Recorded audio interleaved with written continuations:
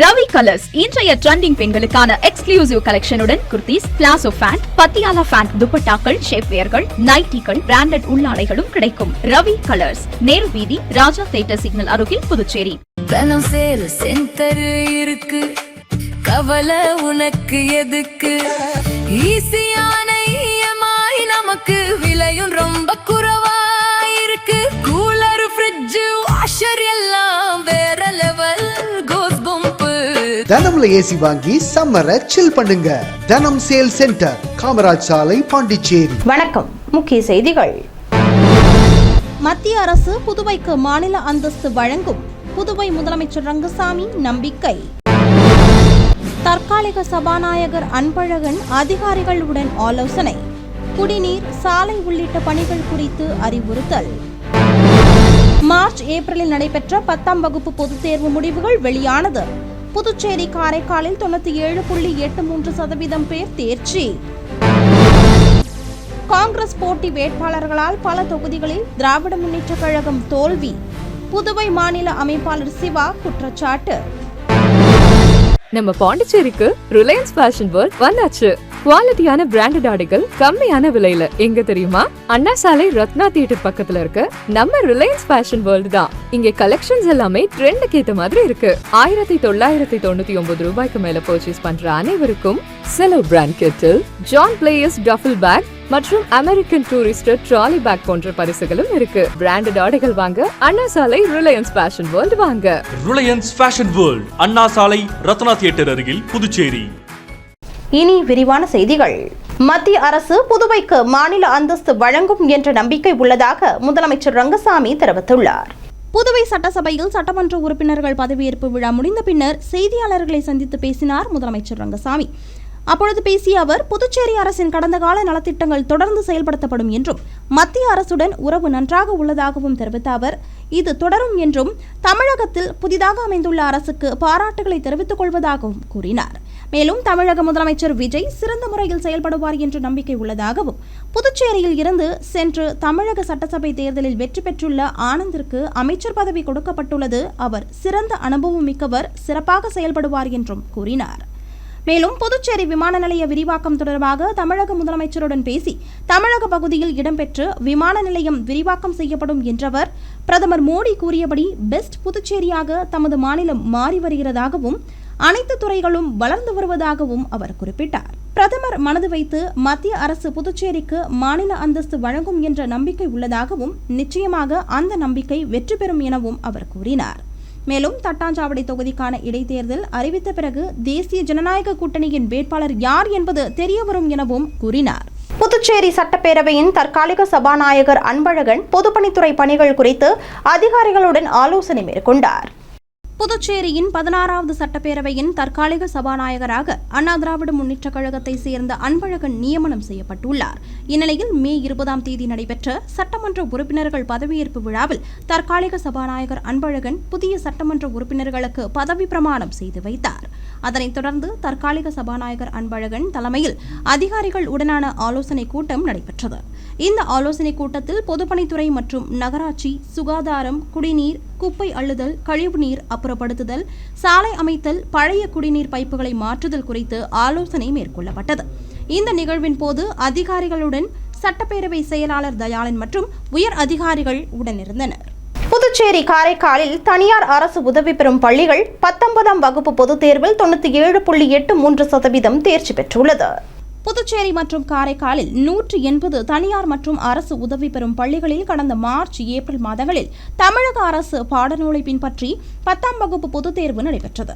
அதன்படி புதுச்சேரியில் 3750 மாணவர்கள், 3311 மாணவிகள் என 7061 பேரும், காரைக்கால் மாவட்டத்தில் 480 மாணவர்கள், 540 மாணவிகள் என 1020 பேரும் தேர்வு எழுதினர். புதுச்சேரி மற்றும் காரைக்காலில் ஒட்டுமொத்தமாக 4230 மாணவர்கள், 3851 மாணவிகள் என மொத்தம் 8081 பேர் தேர்வு எழுதினர். இந்த தேர்வு முடிவுகள் மே 20ஆம் தேதி வெளியிடப்பட்டது. இதில் புதுச்சேரியில் 3651 மாணவர்களும், 3271 மாணவிகள் என 6922 பேர் தேர்ச்சி பெற்றுள்ளனர். இது 98.03% ஆகும். காரைக்காலில் 449 மாணவர்கள், 535 மாணவிகள் என 984 பேர் தேர்ச்சி பெற்றுள்ளனர். இது 96.47% மேலும் புதுவை மற்றும் காரைக்காலில் 4100 மாணவர்களும் 3806 மாணவிகளும் என மொத்தம் 7906 பேர் தேர்ச்சி பெற்றுள்ளனர். இதில் ஆண்கள் தேர்ச்சி விகிதம் 96.93, பெண்கள் தேர்ச்சி விகிதம் 98.83% ஆகும். இதனால் தேர்வில் ஒட்டுமொத்தமாக 97.83% மாணவர்கள் தேர்ச்சி பெற்றுள்ளனர். கடந்த 2024-25 கல்வியாண்டில் 10ஆம் வகுப்பு தேர்வில் 96.90% மாணவர்கள் தேர்ச்சி பெற்ற நிலையில் 2025-26 கல்வியாண்டில் 97.83% மாணவர்கள் தேர்ச்சி பெற்றுள்ளனர். இது கடந்த ஆண்டை விட 0.93% அதிகமாகும் என்பது குறிப்பிடத்தக்கது. காங்கிரஸ் போட்டி வேட்பாளர்களால் பல தொகுதிகளில் வெற்றி வாய்ப்பை இழந்ததாக திராவிட முன்னேற்றக் கழக மாநில அமைப்பாளர் சிவா தெரிவித்துள்ளார். புதுச்சேரி மாநில திராவிட முன்னேற்றக் கழக செயற்குழு கூட்டம் காமராஜர் சாலையில் உள்ள தனியார் திருமண மண்டபத்தில் மே 20ஆம் தேதி மாலை நடைபெற்றது. இந்த கூட்டத்திற்கு மாநில அவைத் தலைவர் SP சிவக்குமார் தலைமை தாங்கினார். மேலும் கூட்டத்தில் பேசிய திராவிட முன்னேற்றக் கழக மாநில அமைப்பாளர் சிவா, தேர்தலில் வெற்றி தோல்வி என்பது சகஜம்தான். புதுச்சேரியில் நாம் ஆட்சிக்கு வருவோம் என்ற சூழல் இருந்த நிலையில் காங்கிரஸ் கட்சியினர் ஒரு சீட்டு கூட தேரமாட்டோம் என முன்கூட்டியே முடிவு செய்துவிட்டனர் என்றும், இதனால் இந்த கூட்டணியை தவிர்த்தனர் எனவும், வேறு இடத்தில் கூட்டணி சேர ஆர்வம் காட்டியதாகவும் அவர் குற்றம் சாட்டினார். இருந்தாலும் நம்முடைய தலைமை தமிழக அரசியலை முன்னிறுத்தி புதுவை கூட்டணி கட்சிகளிடையே பிரச்சனை இருக்கக்கூடாது என்றும், தேர்தலில் வெற்றி பெறும் வேலையை பாருங்கள் என்று கூறி அனுப்பிவிட்டதால் கூட்டணி பேசுவதிலேயே நாட்கள் ஓடியதால் மிகப்பெரிய சிரமங்களை சந்தித்தோம் என்று அவர் தெரிவித்தார். மேலும் காங்கிரஸ் கட்சியினர் தமது வேட்பாளர்களை எதிர்த்து போட்டி வேட்பாளர்களை நிறுத்தினர். இதனால் தாம் பல தொகுதிகளில் வெற்றி வாய்ப்பை இழந்தோம் என்று குறிப்பிட்ட அவர், புதுச்சேரியில் காங்கிரஸ் கட்சியின் வரலாற்றில் 11 தொகுதிகளில் டெபாசிட் போனது இந்த தேர்தலில்தான் என்றும், கூட்டணிக்கு மிகப்பெரிய மோசடியை செய்து அவர்கள் தோல்வி அடைந்தனர் என்றும், ஆனால் தாம் 5 தொகுதிகளில் வெற்றி பெற்றுள்ளோம் என்றும் அவர் குறிப்பிட்டார். இதனிடையே தொடர்ந்து பேசிய அவர், ஒரு விசில் வந்து மக்களிடம் ஒரு மாயையை உண்டாக்கியதாகவும், அதனை தம்மால் கணிக்க முடியவில்லை என்று கூறிய அவர், வாட்ஸ்அப் குழுவை கொண்டு வந்து பொய் பிரச்சாரம் மூலம் சினிமா மாயையை முன்னிறுத்தி வெற்றி பெற்றுவிட்டனர். தமிழகத்தில் நடக்கும் ஆட்சி 5 ஆண்டுகள் தாக்குப்பிடிக்காது என்றும் அவர் கூறினார்.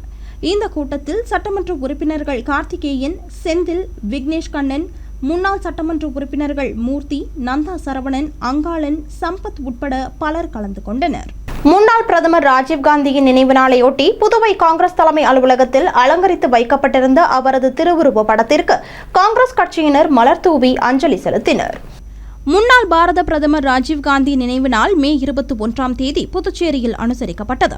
இதனையொட்டி புதுச்சேரி காங்கிரஸ் கட்சி தலைமை அலுவலகத்தில் அலங்கரித்து வைக்கப்பட்டிருந்த அவரது திருவுருவ படத்திற்கு பாராளுமன்ற உறுப்பினர் வைத்தியலிங்கம், முன்னாள் முதலமைச்சர் நாராயணசாமி, முன்னாள் அமைச்சர் ஷாஜகான், சட்டமன்ற உறுப்பினர் கார்த்திகேயன், முன்னாள் சட்டமன்ற உறுப்பினர்கள் வைத்தியநாதன், அனந்தராமன் ஆகியோர் ராஜீவ்காந்தியின் திருவுருவ படத்திற்கு மலர் தூவி அஞ்சலி செலுத்தினர். அவர்களைத் தொடர்ந்து காங்கிரஸ் கட்சி நிர்வாகிகள், தொண்டர்கள் உள்ளிட்டோரும் மலர் தூவி மரியாதை செலுத்தினர்.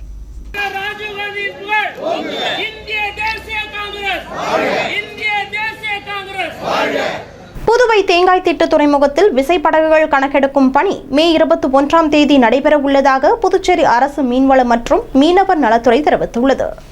கடலோர மாநிலங்கள் மற்றும் யூனியன் பிரதேசங்களில் தற்போது மீன்பிடி தடைக்காலம் நடைமுறையில் உள்ள பகுதிகளில் பதிவு பெற்ற, பதிவு பெறாத மீன்பிடி படகுகளை கள ஆய்வு செய்து இணையதள பக்கத்தை புதுப்பித்து மத்திய அரசுக்கு அறிக்கை அனுப்ப வேண்டும் என்று மத்திய அரசின் மீன்வள அமைச்சகம் அறிவுறுத்தியுள்ளது. அதன்படி புதுச்சேரி தேங்காய் திட்டு மீன்பிடி துறைமுகத்தில் 21ஆம் தேதி வியாழக்கிழமை மீன்பிடி படகுகள் கள ஆய்வு மற்றும் கணக்கெடுப்பு பணி நடைபெற உள்ளதாகவும், இதற்காக அதிகாரிகள் கொண்ட குழு அமைக்கப்பட்டுள்ளதாகவும், அதிகாரிகளின் கள ஆய்வின் போது சம்பந்தப்பட்ட மீன்பிடி விசை படகுகளின் உரிமையாளர்கள் இருக்க வேண்டும் என்று புதுச்சேரி அரசு மீன்வள மற்றும் மீன்வள நலத்துறை இயக்குநர் முகமது இஸ்மாயில் தெரிவித்துள்ளார். மேலும் பதிவு செய்யப்பட்ட படகின் பதிவு எண்ணை தெளிவாக எழுதியிருக்க வேண்டும் எனவும், படகு சம்பந்தப்பட்ட அசல் ஆவணங்களுக்கான பதிவு சான்றிதழ், மீன்பிடி உரிம சான்றிதழ், மானிய டீசல் புத்தகம், காப்பீடு ஆவணம் உள்ளிட்ட பல்வேறு ஆவணங்களை கண்டிப்பாக காண்பிக்க வேண்டும் என்றும் அவர் அறிவுறுத்தியுள்ளார். மேலும் பதிவு செய்யப்படாத படகுகள் ஏதேனும் இருப்பின் அவற்றிற்கான அனைத்து ஆவணங்களும் கள ஆய்வின் போது கண்டிப்பாக காண்பிக்கப்பட வேண்டும் என்றும், பதிவு செய்த படகுகளுக்கான ஆவணங்களை கள ஆய்வின் போது காண்பிக்கவில்லை என்றால் அந்த படகுகள் பதிவில் இருந்து நீக்கப்படும் எனவும், இந்த கள ஆய்வுக்கு மீனவர்கள் ஒத்துழைக்க வேண்டும் என்றும் அவர் கேட்டுக் கொண்டுள்ளார். மாணவர்கள் சான்றிதழ் பெற வருவாய் அலுவலகங்கள் வார இறுதி நாட்களில் இயங்கும் என புதுச்சேரி வில்லியனூர் தெற்கு வருவாய் துணை ஆட்சியர் தெரிவித்துள்ளார். வில்லியனூர், பாகூர் தாலுகாக்களுக்கு உட்பட்ட அனைத்து கிராம நிர்வாக அலுவலர் அலுவலகங்கள், வருவாய் ஆய்வாளர் அலுவலகங்கள் மற்றும் தாலுகா அலுவலகங்கள் அனைத்தும் வருகிற 23ஆம் தேதி, 24ஆம் தேதி ஆகிய 2 விடுமுறை நாட்களிலும் இயங்கும் என்றும், ஒவ்வொரு ஆண்டும் பிப்ரவரி மாதம் முதல் ஜூன் மாதம் வரை இருப்பிடம், வருமானம், ஜாதி சான்றிதழ் பெற விண்ணப்பங்கள் குவியும் பொழுது தற்போது உயர்கல்வி சேர்க்கைக்கான சான்றிதழ் பெற பெருமளவில் மாணவர்கள், பெற்றோர்கள் வந்த வண்ணம் உள்ளதால் கூட்ட நெரிசலை தவிர்க்கவும், நிர்வாக நடைமுறைகளை எளிதாக்கவும் மாணவர்கள் தங்களது சான்றிதழ்களை கல்வி நிறுவனங்களில் உரிய காலத்திற்குள் சமர்ப்பிப்பதை உறுதி செய்யவும் பொது விடுமுறை நாட்களில் அலுவலகங்கள் செயல்பட நிர்வாகம் முடிவு செய்துள்ளதாக புதுச்சேரி வில்லியனூர் தெற்கு வருவாய் துணை ஆட்சியர் குமரன் தெரிவித்துள்ளார். புதுச்சேரியில் காங்கிரஸ் கட்சியில் பாராளுமன்ற உறுப்பினர் வைத்திலிங்கத்திற்கு எதிர்ப்பு தெரிவித்த 12 நிர்வாகிகள் அக்கட்சியில் இருந்து இடைநீக்கம் செய்யப்பட்டுள்ளனர். புதுவை சட்டசபை தேர்தலில் இந்தியா கூட்டணியில் காங்கிரஸ் கட்சி 16 தொகுதிகளிலும், திராவிட முன்னேற்றக் கழகம் 13 தொகுதிகளிலும், விடுதலை சிறுத்தைகள் கட்சி 1 தொகுதியிலும் போட்டியிட்டது. இதில் திராவிட முன்னேற்றக் கழகம் 5 இடங்களிலும், காங்கிரஸ் 1 தொகுதியிலும் வெற்றி பெற்றது. மற்றவர்கள் அனைவரும் தோல்வியடைந்தனர். மேலும் இந்த தோல்விக்கு பொறுப்பேற்று மாநில காங்கிரஸ் தலைவர் வைத்திலிங்கம் தனது தலைவர் பதவியை ராஜினாமா செய்ய வேண்டும் என்று வலியுறுத்தி காங்கிரஸில் ஒரு பிரிவினர் எதிர்ப்பு தெரிவித்தனர். மேலும் அவர்கள் கட்சி தலைமை அலுவலகம் முன்பு போராட்டம் நடத்தினர். இதனைத் தொடர்ந்து பாராளுமன்ற உறுப்பினர் தனது தலைவர் பதவியை ராஜினாமா செய்ததாக அகில இந்திய தலைவர் மல்லிகார்ஜுன கார்கே, நாடாளுமன்ற எதிர்க்கட்சித் தலைவர் ராகுல் காந்தி ஆகியோருக்கு கடிதம் அனுப்பி வைத்தார். ஆனால் இதுவரை கட்சி தலைமை அவரது ராஜினாமாவை ஏற்றுக்கொள்ளவில்லை.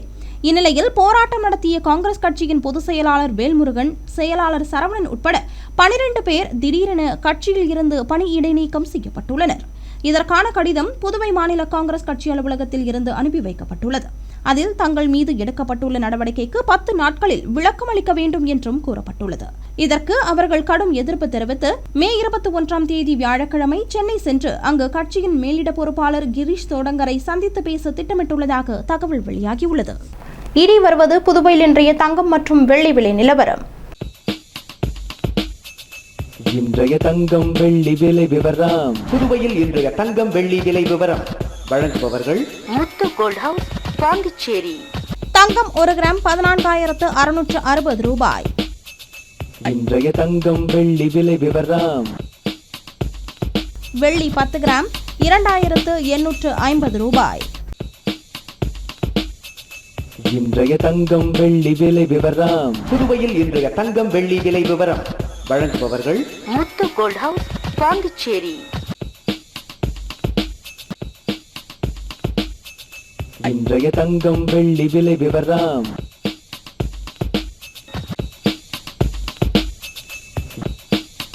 இத்துடன் ஏஎம்என் செய்திகள் நிறைவடைந்தன. வணக்கம்.